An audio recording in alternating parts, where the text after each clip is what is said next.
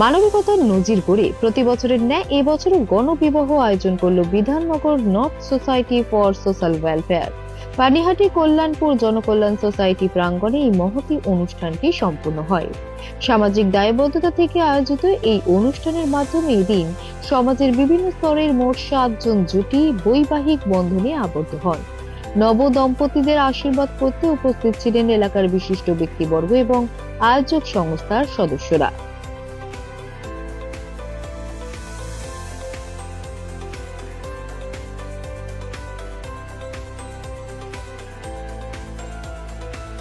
বিবাহ কমিটি এবং Bidhannagar welfare society এরা মিলিতভাবে এই 16 বছরের উত্থাপন হলো।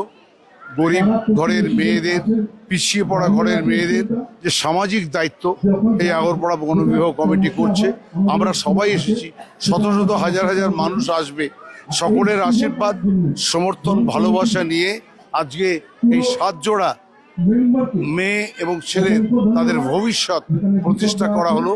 আমি ঈশ্বরের কাছে তাদের কল্যাণ কামনা করি, আর যারা এসে সকলকে আমার ধন্যবাদ জানাই।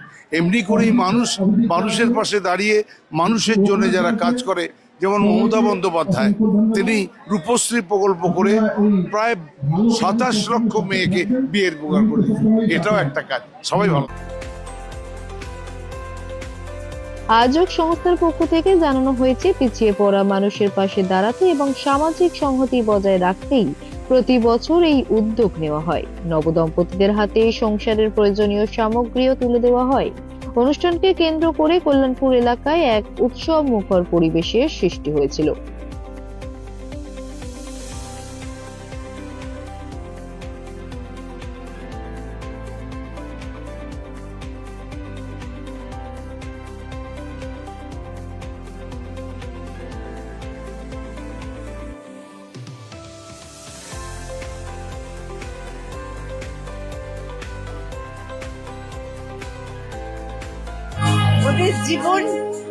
ওদের জীবন পূর্ণ হোক, আজকের এই পথ চলা অনন্ত হোক, আর পাশাপাশি যেন থাকে। সুখ দুঃখ ওঠা পড়া আসবে বারবার, সেই দুঃখে সুখে যেন ভেঙে না পড়ে, পাশে থাকে, তখনই শক্ত হয়ে উঠতে পারবে। অত্যন্ত আনন্দিত, ভীষণভাবে সম্মানিত বোধ করছি। আপনারা যে দেখেছেন এই শুভ অনুষ্ঠানে, এই জন্যে আমার ভীষণ ভালো লাগছে। আপনারা আমাদের কথা মনে রেখেছেন, এটা আমার পক্ষে একটা নতুন অভিজ্ঞতা, কিন্তু এটা সত্যিকারের আমার খুব ভালো অভিজ্ঞতা, এবং ওদের জীবনটা যেন শুভ হয়। আর দেখুন, আজকে আমরা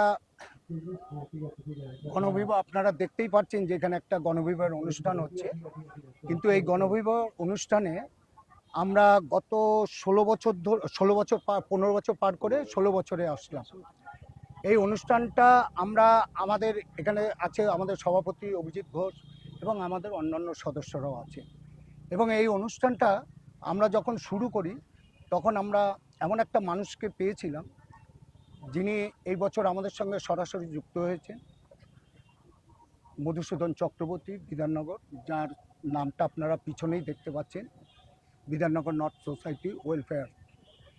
এই অনুষ্ঠানটা মাঝখানে আমাদের বন্ধ হয়ে গেছিল, কিন্তু ওই মানুষটা থাকা করোনার সময় 2020-তে আমাদের অনুষ্ঠান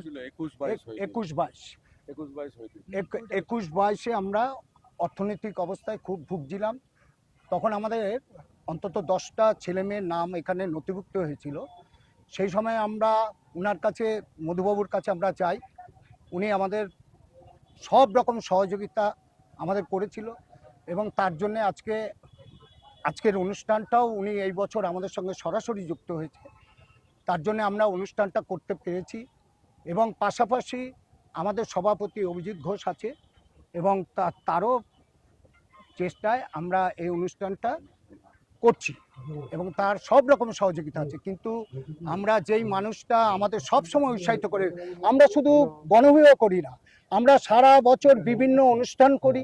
কোনো সময় পুজোর সময় গরিব মায়েদের বস্ত্র দিই, শীতকালে আমরা কম্বল দিই, এবং আমরা বসন্তের সময়, বসন্ত মাসে আমরা দোল উৎসবে আমরা বসন্ত উৎসব করি, আমরা শারদ সম্মান করি, আমরা রাখি বন্ধন করি। আমরা সবচেয়ে আমাদের আরেকটা অনুষ্ঠান খুব জমজমাট, যেটা হচ্ছে ইলিশ উৎসব। আমরা প্রায় 1200 লোক নিয়ে ইলিশ উৎসব করি। এই ইলিশ উৎসব করার সময় ওই মানুষটার কথা মনে পড়ে, যেই মানুষটার নাম মধুসূদন চক্রবর্তী। আর পাশাপাশি আমাদের অভিজিৎ ঘোষ, যিনি আমাদের এই সব রকম সহযোগিতা এবং আমাদের সভাপতি। এবং আমাদের প্রচুর ছেলে মেয়ে আছে যারা একসঙ্গে আমরা হাতে হাত রেখেই কাজ করি। আগরপাড়া এমন একটা জায়গা যে কন্টিনিউ কোনো কাজ করা খুব মুশকিল। আমরা কিন্তু হাল ছাড়িনি। প্রত্যেকটা মানুষ, আগরপাড়া মানুষ আমাদের দু হাত ভরে সহযোগিতা করে। তার জন্যেই আজকে আমাদের এই অনুষ্ঠান। এবং আপনারা দেখতে পারবেন যে আমরা 3000 লোকের খাওয়ার ব্যবস্থা করেছি মাঠে।